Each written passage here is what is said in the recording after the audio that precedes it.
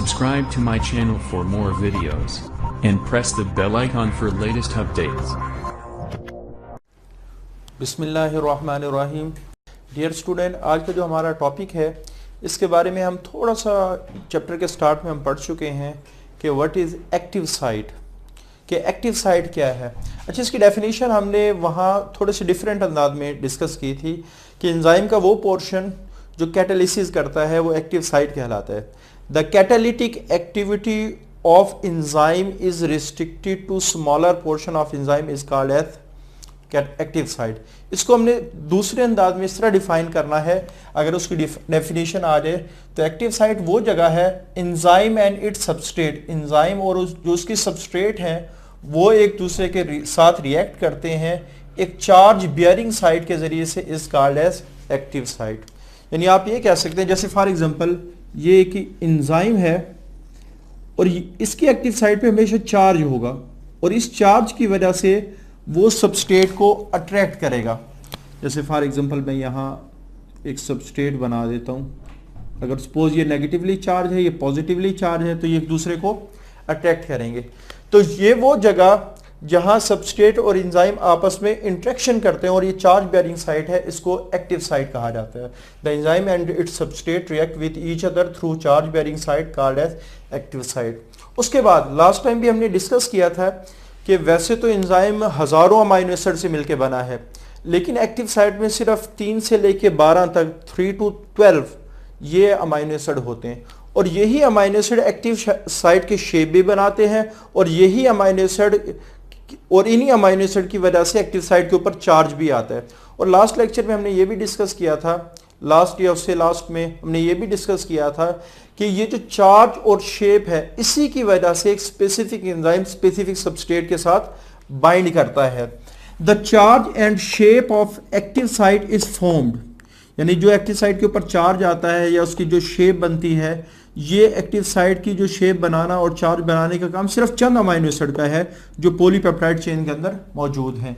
और नॉर्मली कितने amino acid? 3 to 12। तो ये हमारे पास थोड़ी सी कंपोजिशन के हवाले से आपने याद रखना जो एक्टिव साइट की है। उसके बाद एक्टिव साइट के अंदर रीजन्स हैं। रीजन से क्या मुराद है कि हमारे पास जो एक्टिव साइट है काम कैसे करती है। अगर ये वर्किंग ऑफ एक्टिव साइट का क्वेश्चन आ जाए तब भी आपने यही लिखना है, वर्किंग ऑफ एक्टिव साइट, कि एक्टिव साइट काम कैसे करती है। तो बेसिकली एक्टिव साइट के अंदर 2 रीजन्स हैं। एक रीजन का काम है कि जो सबस्ट्रेट आएगी उसको पहचानेगी, और पहचानेगी क्यों? According to shape and according to charge. और उसके बाद जब वो सबस्ट्रेट ठीक होगी उसको बाइंड करवाएगी और ES कॉम्प्लेक्स बना देगी। और जो दूसरी हमारे पास साइट है उसका काम उस सबस्ट्रेट को प्रोडक्ट में कन्वर्ट करना है। तो पहली साइट है बाइंडिंग साइट, जो एक्टिव साइट के अंदर होती है। जैसे मैं कहता हूं कि ये वाला जो रीजन है, ये वाला जो रीजन है, ये वाला जो रीजन, ये सपोज कर लें कि ये इसकी बाइंडिंग साइट है और इसी बाइंडिंग साइट की वजह से एक सबस्ट्रेट यहाँ के बाइंड करती है और इस सबस्ट्रेट की वजह से ES कॉम्प्लेक्स बनता है। ES से क्या मुराद है? Enzyme substrate complex. और ये जो अंदर साइट है इसको हम कह सकते हैं कैटालिटिक साइट, जिसने इस सबस्ट्रेट के अंदर रिएक्शन करवा के इसको प्रोडक्ट में कन्वर्ट करना है। तो बेसिकली 2 रीजन है एक्टिव साइट के अंदर।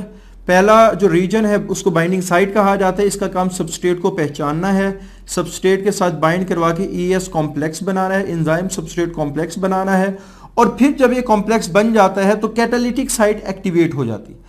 अब कैटालिटिक साइट क्या है? जब कैटालिटिक साइट एक्टिवेट हो जाती है तो उसका काम है कि उसको सबस्ट्रेट को प्रोडक्ट में कन्वर्ट करना है।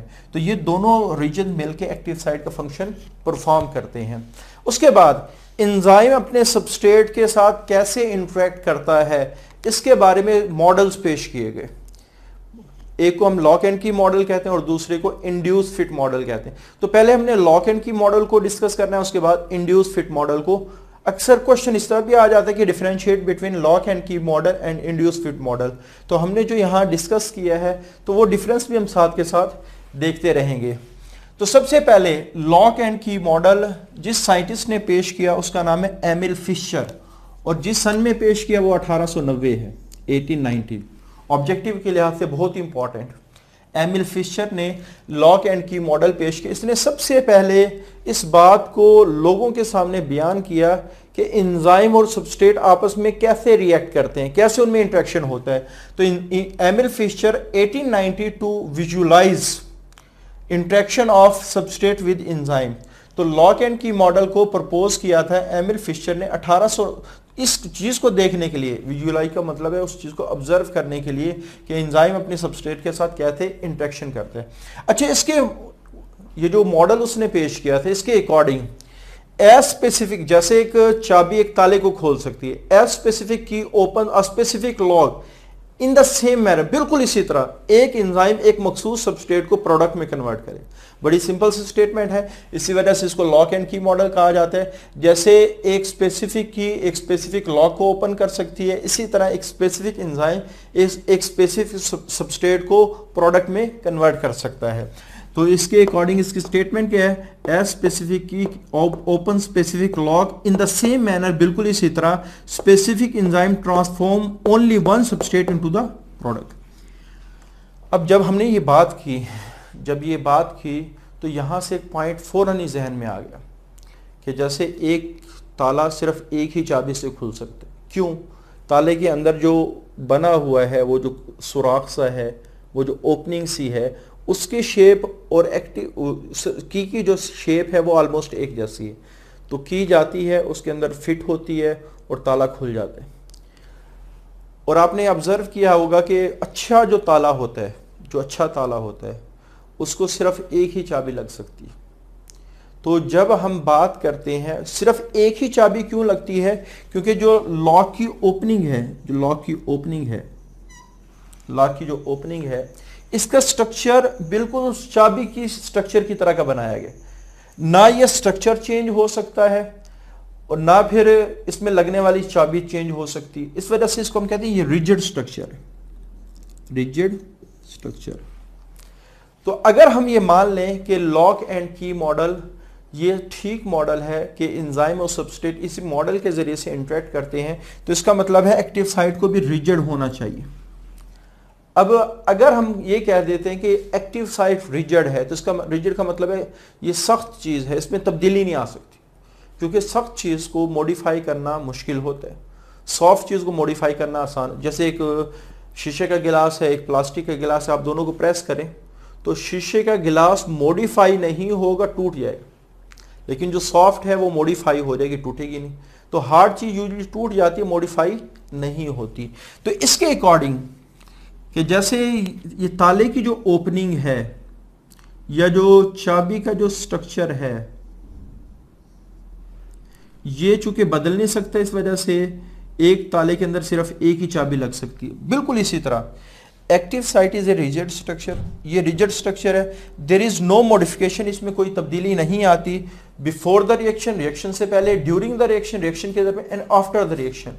तो इसका मतलब ये है कि जैसे हमने यहां ड्रा किया, जिस तरह की एक्टिव साइट होगी सिर्फ उसी तरह की सबस्ट्रेट आके यहां बाइंड कर सकती है। जैसे फॉर एग्जांपल मैं यहां आपको, ये हमारे पास एक एक्टिव साइट है, रिजिड स्ट्रक्चर है, ये इसकी सबस्ट्रेट है। एक और मैं थोड़ी सी डिफरेंट सबस्ट्रेट बना दूं, तो अगर लॉक एंड की मॉडल को हम ठीक कंसिडर कर लें तो ये सख्त स्ट्रक्चर है, इसमें चेंजेस नहीं आ सकती। जब चेंजेस नहीं आएंगी तो सिर्फ एक किस्म का स्ट्रक्चर यहां बाइंड कर सकता है। तो इस वजह से यहां लिखा गया it act as a template, ये टेम्पलेट का काम करती है। टेम्पलेट कहते हैं सांचा।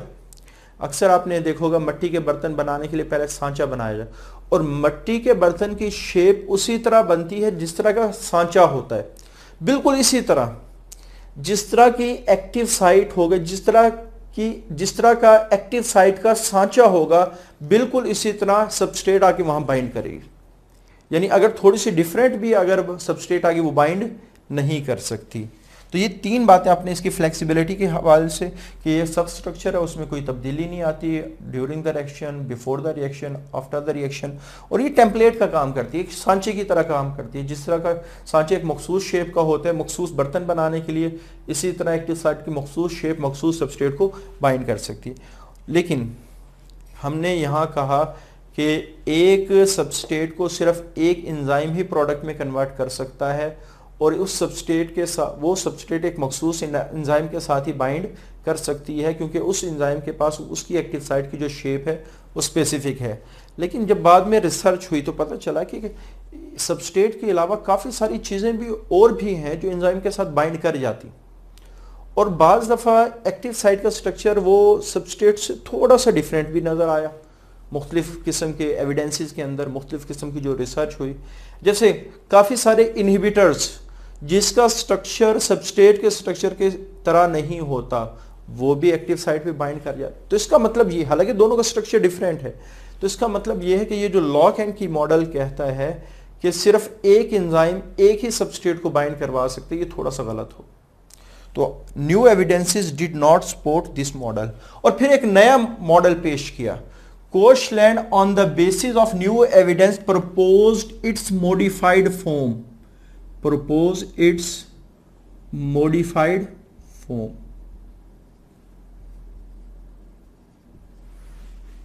तो अगर ये क्वेश्चन आ जाए, modified form of lock and key model is presented by, अक्सर स्टूडेंट बड़ा कंफ्यूज हो जाते हैं। जब जो ही लॉक एंड की मॉडल का नाम आता है फौरन कहते हैं एमिल फिशर।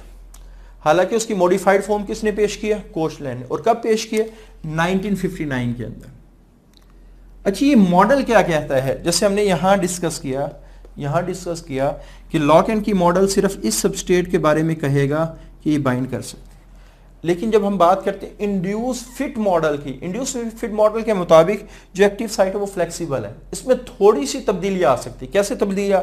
कि सपोज मैं कहता हूं कि ये वाली जब सबस्ट्रेट आएगी ये एज इट इज बाइंड करे, अगर ये वाली सबस्ट्रेट भी आ जाए, क्योंकि काफी सारे एंजाइम ऐसे हैं जो एक से ज्यादा सबस्ट्रेट को प्रोडक्ट में कन्वर्ट कर रहे होते हैं, तो जब ये वाली चीज आएगी तो ये अपनी स्ट्रक्चर को, अपनी एक्टिव साइट को थोड़ा सा ऐसे मॉडिफाई कर लेगी, तो ये भी आसानी से फिट हो सकती है। तो बेसिकली इंड्यूस फिट मॉडल का लफ्जी मतलब क्या है? इंड्यूस का मतलब है मजबूर करना। जो ही सबस्ट्रेट आती है वो एक्टिव साइट के अंदर कुछ चेंजेस लाती है, और वो जो चेंजेस है वो सबस्ट्रेट को एंजाइम के साथ अच्छे अंदाज में फिट होने पर मजबूर करती है। यानी आप ये समझ लें कि एक सबस्ट्रेट आई, उसने एंजाइम के अंदर थोड़ी सी चेंजेस लेके आ गई, और वो चेंजेस उस सबस्ट्रेट को इस काबिल बनाती है कि वो एंजाइम के साथ अच्छी तरह फिट हो। और जितना ज्यादा एंजाइम सबस्ट्रेट के साथ अच्छी अंदाज में फिट होगा, रिएक्शन उतना ही अच्छा होगा। तो यही बात लिखी हुई है, when substrate combines with enzyme, जब सबस्ट्रेट आती है और एंजाइम के साथ कंबाइन करती, इट इंड्यूसेस, ये मजबूर करती है changes in structure of enzyme, के एंजाइम अपने एक्टिव साइट का स्ट्रक्चर थोड़ा सा बदले, और चेंज इन द स्ट्रक्चर, और ये जो एक्टिव साइट के स्ट्रक्चर में थोड़ी सी चेंज आई है, एनेबल द एंजाइम्स, ये एंजाइम को इस काबिल बनाती है टू परफॉर्म इट्स कैटालिटिक, वो अपना कैटालिसिस वाला काम विद ग्रेट एफिशिएंसी, सही अंदाज में पूरा कर सके। तो जिस तरह यहां हमने कहा कि चीज रिजिड होती तो ना बदलती, यहां चूंकि ये बदल गई है तो इसका मतलब ये रिजिड नहीं है। तो active site is a flexible, तो ये एक फ्लेक्सिबल स्ट्रक्चर है एंड कैन बी मॉडिफाइड, और इसको बदला जा सकता है। और जो नई एविडेंसेस आई हैं उन्होंने इस मॉडल को सपोर्ट किया है। तो लॉक एंड की मॉडल ये एक्सेप्टेड मॉडल नहीं है, induce fit model on the basis of new evidences ये एक्सेप्टेड मॉडल है। तो ये क्वेश्चन इसी तरह आता है, बाज़ दफ़ा अलहदा से पूछ लिया जाता है लॉक एंड की मॉडल क्या, तो आपने इसी तरह लिखना है कि पहले प्रपोज किसने किया था, फिर उसकी स्टेटमेंट क्या, फिर उसकी लॉक एंड की मॉडल के मुताबिक एक्टिव साइट की क्या सूरत हाल है, और इसको एक्सेप्ट नहीं किया गया। इसी तरह यहाँ प्रपोज बाय, अगर डिफरेंस आ गया तब भी आपने इस तरह लिखना है। 4 बड़े डिफरेंस आप लोग लिख सकते हैं। पहला, साइंटिस्ट डिफरेंट है, स्टेटमेंट डिफरेंट है, एक्टिव साइट का करैक्टर डिफरेंट है, और एक्सेप्टेंस डिफरेंट है। तो ये हमारे आज के 2 बड़े इंपॉर्टेंट क्वेश्चन हैं। तो एक्टिव साइट क्या है, इसको हमने डिफाइन किया, फिर उसकी कंपोजिशन को डिफाइन किया, फिर उसके अंदर 2 रीजन है, बाइंडिंग और कैटालिटिक साइट। फिर उसके बाद model of mechanism of action of enzyme को डिस्कस किया। 2 मॉडल हैं, lock and key model, induce fit model, इसके ये 4 पॉइंट हमने डिस्कस किए। तो ये आज का हमारा टॉपिक है। अगला जो हमारा टॉपिक है वो फैक्टर ऑफ एंजाइम से रिलेटेड है। मिलते हैं इंशाल्लाह अगले लेक्चर के अंदर। अल्लाह हाफिज। Subscribe to my channel for more videos and press the bell icon for latest updates.